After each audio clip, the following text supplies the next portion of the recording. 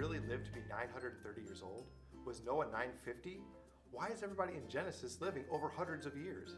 Is it just a literary device, or could it actually have happened that way? Unfortunately, we don't know, but there are a few ways people have tried to understand this puzzle. First is the literal interpretation.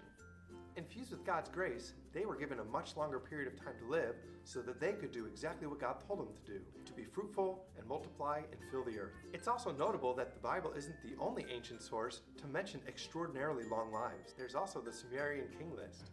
The problem with this interpretation is that archaeology finds lifespans increasing over time, not decreasing. And a literal interpretation would put the creation of Adam at 4000 BC. Another idea that's been proposed is that they were just using a calendar with shorter years. Under this interpretation, each year in the Bible story would be equivalent to 1 month. This theory fails pretty badly, however, since some of the characters in the genealogical line would be having children when they were children themselves. Take Jared, for example. The Bible says he was 62 when he gave birth to his first son. That would make him 5 years old. A more promising view is that the long ages were not literal in reference to the person, but to his whole tribe. This gives a possible literary solution that would fit better with archaeological data. A final possibility is that the ages in the book of Genesis are not pointing to literal ages of individuals, but is rather a literary device used to show the great antiquity of this time.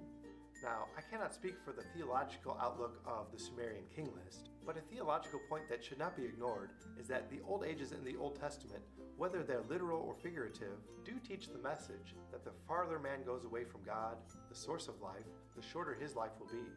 And that's a lesson anyone can take to heart from these stories. Which interpretation do you like? Did I leave any out? Write a comment and let me know. Thanks for watching. This is Bite Size Bible, and chew on that next time you read.